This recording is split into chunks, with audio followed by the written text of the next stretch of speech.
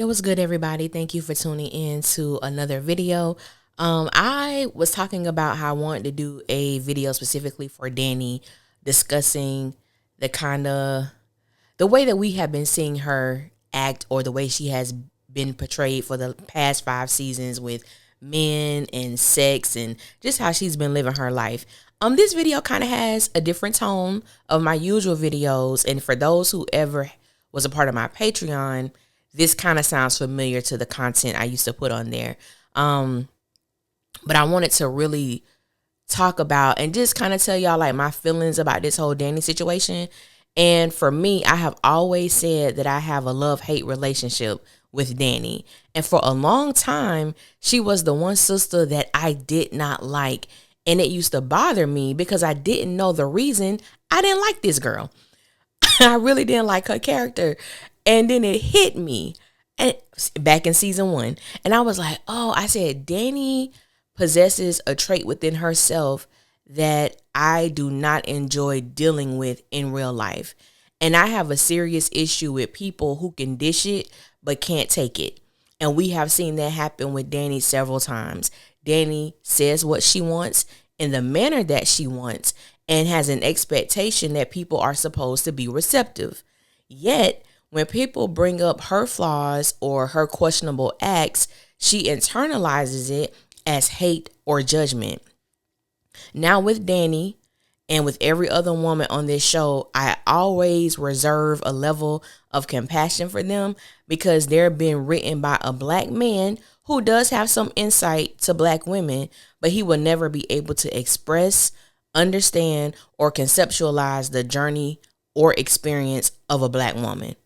So for that alone, I always reserve like compassion for these characters because at times I feel they are being misrepresented because Tyler Perry does not have the influence of women behind him when it comes to writing these characters.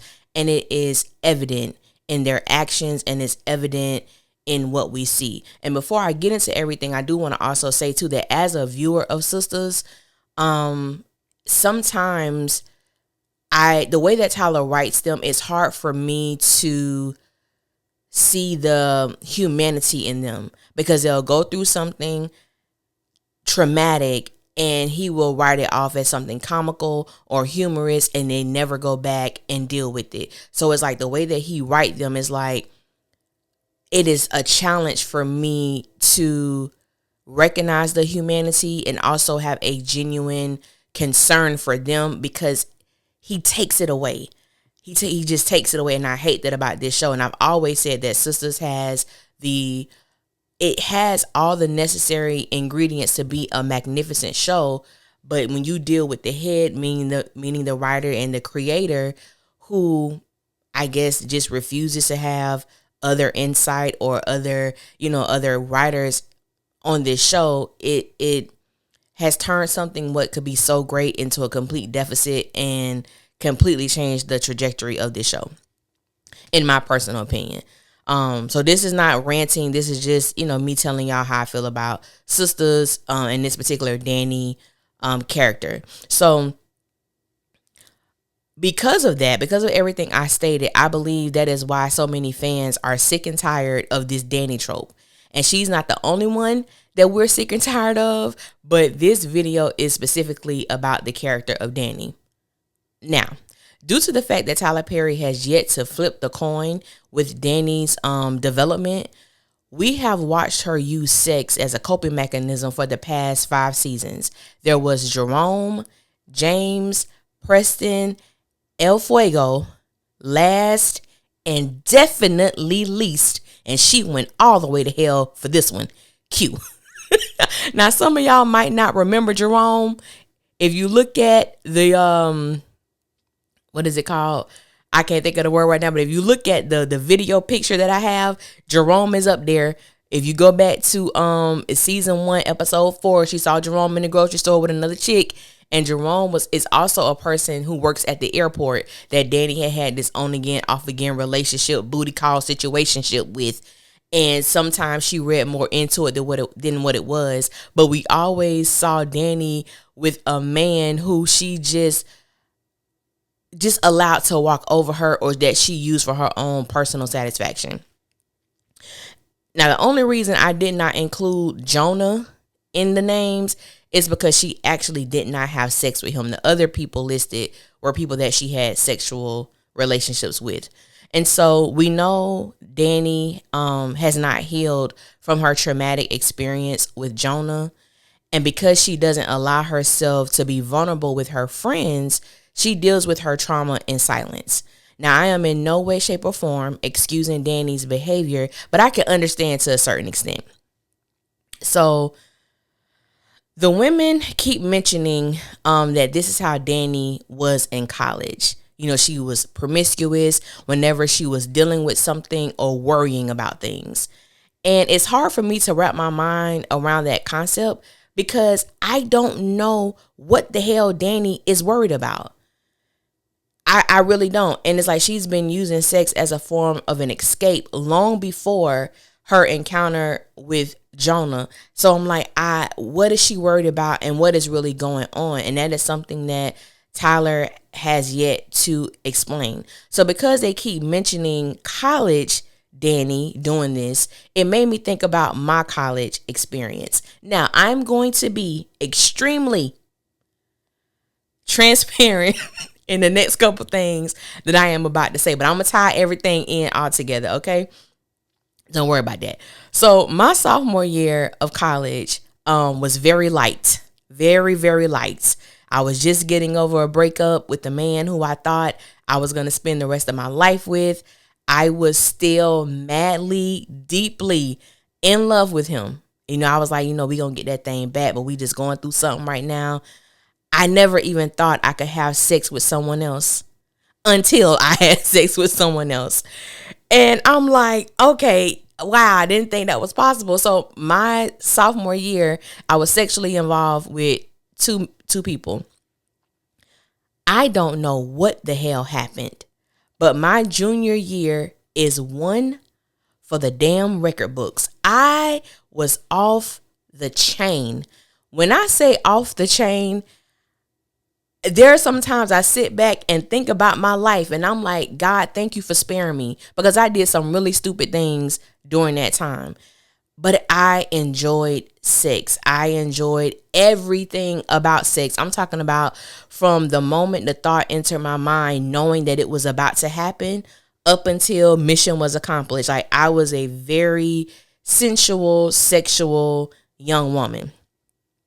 And I was enjoying myself immensely. Then I was hit with life and I began to use sex as a vice. My grandmother passed away the spring semester of my junior year. And I was sad, mad, hurt, broken. And I didn't know how to express myself. I was emotionally numb.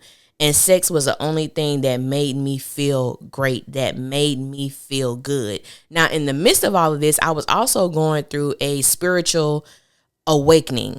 And that was heavy within itself. And because I wasn't too familiar with that aspect of it, I'm going to stick with sex because sex is a thing that I can use as an escape. It's something that brings me pleasure. And it also made me forget about my reality for however long the session was. So I was going through that and I was like, okay, well, maybe Danni is going through something similar. So it made me wonder, what exactly is Danni trying to escape from? And it has to be so much deeper than this thing with Jonah, because as I stated before, she's been displaying this behavior since we were first introduced to her. So it has to be so much more than that. We don't know much about her family life other than the fact that she's from Detroit. Now, let me say this. I do not feel that there's anything wrong with someone being sexually liberated as long as it's done in a healthy manner, meaning that there is effective communication with our partners. We are aware of why we're doing what we're doing, and we're also taking the steps to be safe, meaning we're protecting ourselves from STDs and unplanned pregnancies, because a lot of that does not happen. A lot of people try to sneak around, but just being honest about what you're doing. But now, now that I am a fully, now this is years ago when I talk about college, but now that I am a fully grown ass woman, I do know how to channel sexual energy into creative energy. And I also know how to channel it into a more beneficial and healthy outward expression. And I'm still very much sexual person, sensual person. But as you mature mentally and emotionally, you do understand that a lot of things are not beneficial for you at all. And like I said, one of the things I enjoyed the most, I began to use as advice to help me cope with losing somebody, because I really didn't know how to maneuver that in a safe place and in a healthy place. Now, there is a scene that is coming up in the season finale where the girls go over to Danni's apartment and they are concerned and they're worried about her. And she internalizes and interprets their concern and love for judgment.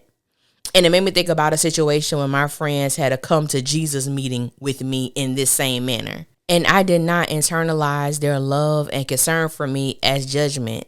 I knew that they were worried. And because we were so young, we didn't actually have the verbiage to effectively communicate what was happening and what we wanted to see happen. Because at that time, we were 20. I literally had just turned 21. So we were 20 and 21-year-olds who were trying to, like I stated, maneuver through life and really not knowing what to say and how to say without causing an offense.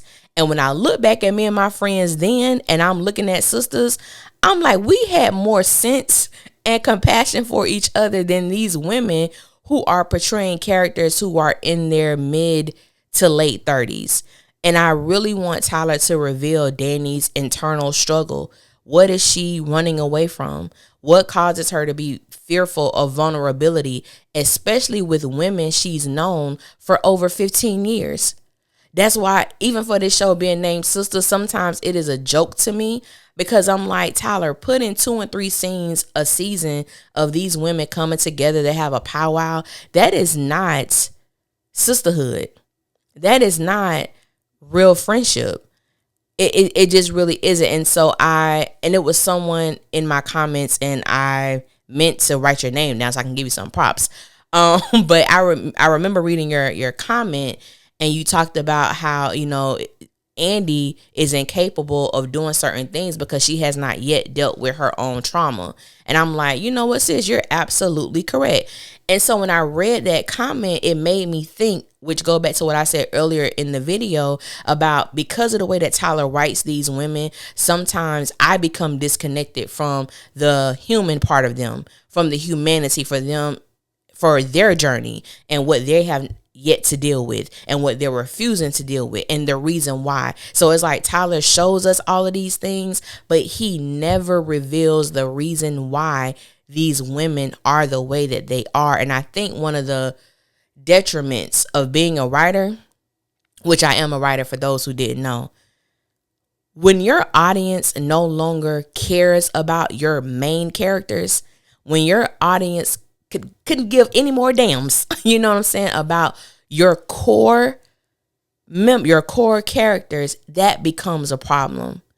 And then that's why when you listen to my reviews now, my reviews have become very comical, because I'm like, how am I supposed to care about these situations when Tyler writes them the way that they write? So I'm going to have a good time. We're going to have a good time. We're going to laugh. We're going to party it up. You know what I'm saying? We're going to have a good time, even though there are serious moments that happens within the sister's world, but it's like at the same time, it's kind of hard to care. It is really hard to care. But I want to know what is driving Danni. What is driving Danni to do these things?